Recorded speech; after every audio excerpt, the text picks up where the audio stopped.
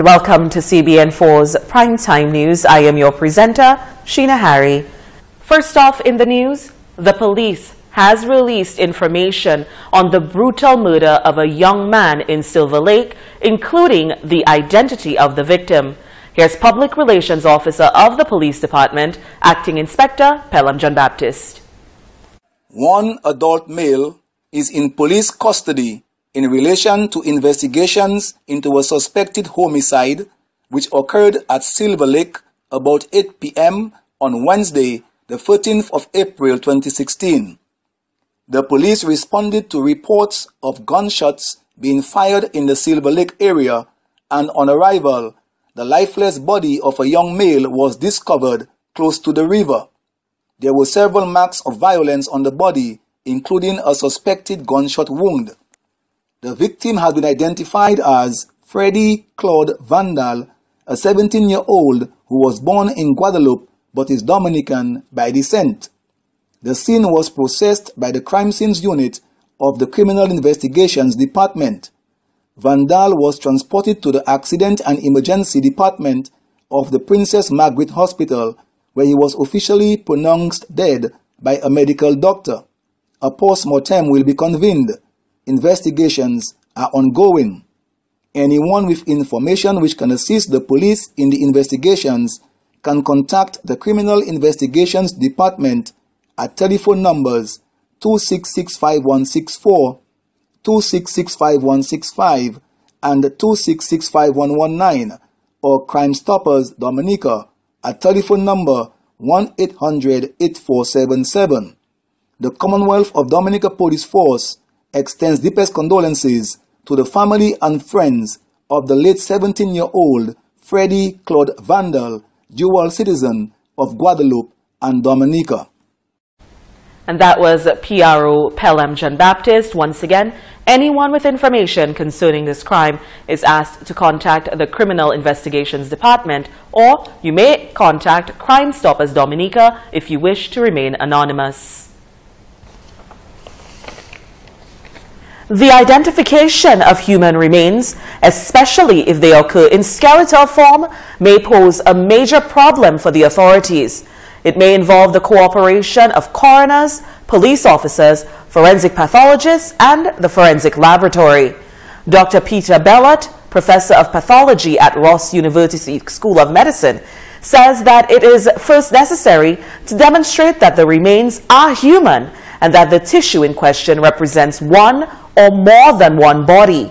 A methodic combing of the area is also necessary to determine if any clothing or other personal effects were left in the general area of the remains. And once the remains have been identified as human, cell samples need to be acquired, and although many may think that blood is what is needed, cells can be found even in skeletal remains. Dr. Bellot also emphasized, though, that in order to make an identification, it is important to have a sample for comparison. Police would then need to conduct interviews and search databases to find out if any matches the biological profile, which includes age, sex, stature, and ancestry. In addition, the biological profile includes information that may be particular to that person and no one else, such as diseases or injuries which may impact the bone. Dr. Peter Bellot is the chair of the Department of Pathology at Ross University School of Medicine. He is a member of several local and international organizations, including the Dominica Medical Association, the College of American Pathologists, the American Association of Clinical Pathologists, and the Group for Research in Pathology Education. Also making our headlines, 25 churches from around the island have forwarded a proposal to the government of Dominica requesting an enactment of law that prohibits individuals in public office from sitting in parliament for 2 consecutive terms if they abuse a child. Pastor Randy Rodney made this statement in the wake of the rising issue of violence against women and children here in Dominica. One of our very big objectives is to ensure that the government and parliament and all the arms of government are cognizant of the fact that any time an individual is held in public trust, the trust of leadership, then they must be held accountable for actions. They must be held accountable for any actions that they find themselves in. So, for example, one of the proposals that we're making to the government is that any person who finds themselves in a position of authority who abuses a child, from a parliament standpoint, there must be an enacted law that says that this person immediately forfeits their position, at least following that for 2 consecutive terms of parliament. Pastor Rodney said that he, along with other pastors, was hoping that the government sees the merit in such a request and approves it. Then it will begin to say to people that, wait, this society is not just talking, but this society is also serious about acting in regard to something as serious as the destruction of our children. According to Pastor Rodney, one of the objectives of the churches is to ensure that government and the members of parliament are cognizant of the fact that any time an individual is held in public trust, they must be held accountable for their actions. A rally will be held on Saturday at the People's Park to raise awareness of the growing epidemic of violence against women and children. And word from the Ministry of Health and Environment is that there are more confirmed cases of the Zika virus here in Dominica. Speaking on a local radio program, Chief Environmental Health Officer Anthony Scotland confirmed that there are now 5 cases on the island. The first case was reported back in March. Authorities in the Ministry of Health and Environment had warned of the inevitability of the virus reaching our shores and therefore embarked on a campaign to educate the public on preventative measures while also doing its part to help in the fight, including the organization of a cleanup campaign and fogging in many areas. They have warned that the public should avoid mosquito bites and also terminate the breeding grounds to help reduce the Aedes aegypti mosquito population. The University of the West Indies Open Campus Dominica, in collaboration with the National Bank of Dominica Limited, hosted the 9th annual NBD UE Open Campus Dominica National Distinguished Lecture. The lecture was held under the theme, A Teacup in a Storm, Developing Leadership Resilience in Disruptive Change. Pro-Vice Chancellor and Principal of UE Open Campus, Dr. Luz Longsworth, was the presenter of the lecture. Longsworth stated that the region should focus on having a greater number of students enrolled in higher education and training. She compared the enrollment figures in the Caribbean to that of Switzerland, the United States, Germany, and the Netherlands, which are all over 50%. In the Caribbean, we are at about 15%. We are at about 15% if we use those same measures. Remember that different organizations use different measures, so I want us to use one measure. But we are still, no matter how you look at it comparatively, we are still low in the English-speaking Caribbean. Compared to the Spanish-speaking Caribbean, we're low. Compared to Mexico, compared to Argentina, compared to anywhere else in the hemisphere, we are low. According to statistics in the Global Competitiveness Report for 2015-2016, Longsworth stated that the first Caribbean country appears at number 86. This is not a situation that we want to be perpetuated.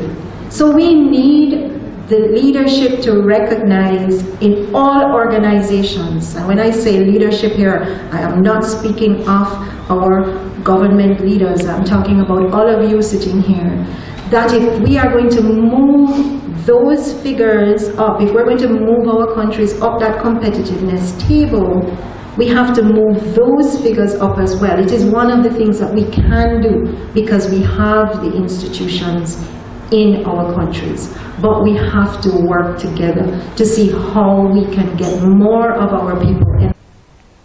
Dr. Longsworth explained that without education and training, development and resilience cannot be created. The Pro-Vice-Chancellor added that focus and technology should also be a prime focus as innovative countries are at the top. And when you look at the definition of innovation, it speaks to the collaboration between industry and academia, between the academics and industry. So the academics are not just talking to themselves, they're talking to industry, they're talking to small companies. Academics should be out there. We need to be out there. This is as much a critique of ourselves as anyone else. We need to be out there working with the small business person who is developing a small tourist destination, for instance. We need to be working with somebody who is trying to develop a new type of jam, a new type of jelly. It doesn't matter how small, but we need industry and academia to work together to innovate so that we can move our countries. That is how we create resilience. Dr. Longsworth's research focus is in the fields of leadership development and organizational transformation in higher education. Also in the news, the government of the Commonwealth of Dominica yesterday signed a contract with NSG Management and Technical Services Limited to reconstruct the West Bridge and other works in the area. Here's Shanna Esprit. Sheena, the contract, which is valued at approximately $18 million, is expected to be complete within a 12-month time frame. Today we have signed the contract to reconstruct at the West Bridge, demolish and reconstruct the West Bridge, the reconstruction of retaining walls and associated drainage works between the West Bridge and the East Yellow Black Bridge, as well as dredging of the Rosa River between the Dominica Friendship Bridge and the East Yellow Black Bridge. Senator Blanchard stated that work is expected to commence at the start of May 2016. The conceptualization of the Roseau Enhancement Project commenced in 2013 and resulted in a presentation to the public by NSG Management and Technical Services Limited at the State House, the Senator noted. The following year, 2014, an MOU was signed between the Government of Dominica and NSG Management and Technical Services Limited. The following year, in 2015, a design contract was signed between the government and NSG Management and Technical Services Limited. In the design contract, the elements of the Roseau enhancement included the replacement of the West Bridge, comprehensive study, traffic study, city storm and water systems, and street upgrade. Next up in the news, the Eastern Caribbean Telecommunication Authority, ACTEL, an organization established by the governments of 5 Eastern Caribbean states to promote market liberalization and competition in telecommunication of the contracting states, was hosting a one-day national stakeholder consultation workshop, and that was earlier today in Castries, St. Lucia. This consultation workshop was carried via web conferencing at the Garaway Hotel. The consultation focused on the following new draft regulations: sharing of infrastructure and wholesale services, access to essential facilities and cable landing stations, retail pricing, consumer protection, infrastructure sharing, and assessment of market power. It targeted stakeholders in the electronic communications sector in the ACTEL member states, including telecommunication ICT, service providers, media representatives, consumers representatives, legal affairs, and bar associations, among others. The objective of this consultation was to sensitize stakeholders to key provisions in the regulations, as well as receive feedback and provide clarification on those regulations. Members of ACTEL are the Commonwealth of Dominica, Grenada, St. Christopher and Nevis, St. Lucia, St. Vincent and the Grenadines.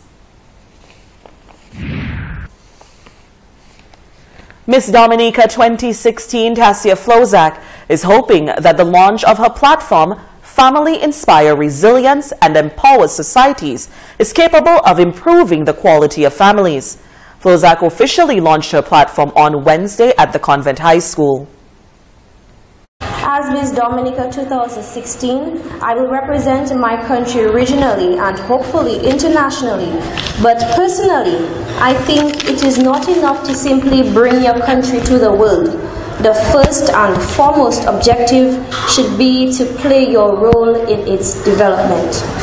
While I may participate in regional competitions and make appearances at events, I felt it necessary to take a more personal approach to my reign, and thus the conceptualization of this platform, FIRES, Families Influencing Resilient and Empowered Societies.